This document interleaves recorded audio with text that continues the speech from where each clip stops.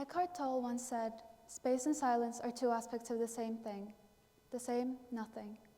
They are externalizations of inner space and inner silence, which is stillness, the infinitely creative womb of all existence." If you're anything like me, your daily reality feels like the complete opposite of that. Less like a womb and more like a bunch of static. I came across that quote during a period of my life I've now come to call the productivity scheme, which is basically that relentless belief that our worth is measured in output, that every minute must be optimized and filled. I had my time blocked out in colorful calendars.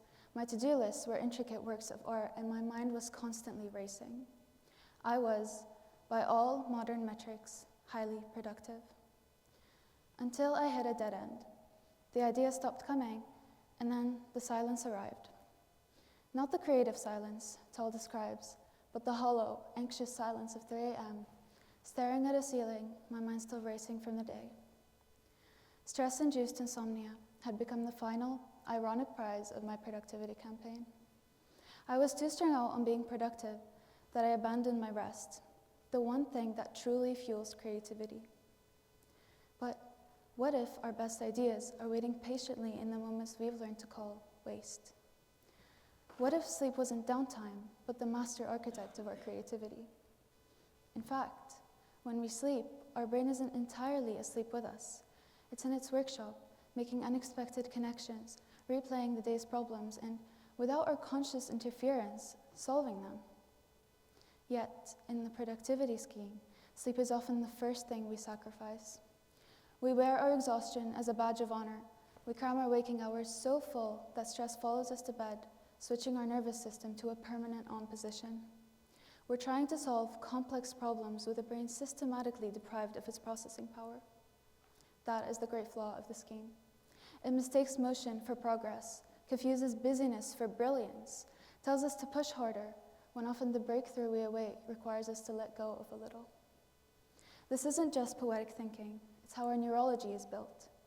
Neuroscience shows that our brain's default mode network, the part that lights up when we're not focused on a specific task, is connecting. It's replaying the day's events in reverse, weaving together distant memories, solving problems we've set aside, and building the narrative of our lives.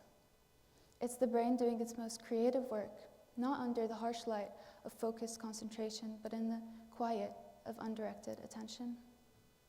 Yet, subconsciously, we are training this capacity out of ourselves. From the moment we wake, we fill every gap. The commute, a podcast, the waiting room, social media, even our walks have a purpose. We've antagonized daydreaming. We've forgotten how to simply be bored, and in doing so, we are cementing off that infinitely creative womb. I want you to think of the last truly great idea you had.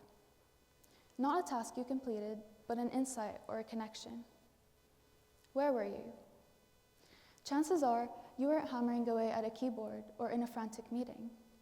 You were probably in the shower or on a walk or just as you were waking up. So, what if we rebelled against the scheme? What if true productivity wasn't about filling every moment, but about guarding the empty ones? And what if scheduling sleep and daydreaming wasn't lazy, but the most strategic creative act we can perform? My invitation today might sound radical: to schedule nothing, to deliberately waste time. Notice where it's costing you your stillness, your sleep, and by extension, your creativity. Not to scroll, not to consume, but to truly disengage. Start with 5 minutes, where you just sit, stare out a window, or walk without a destination or a podcast. It'll feel uncomfortable. It'll feel like you're doing something wrong, but in that quiet, you are not being unproductive.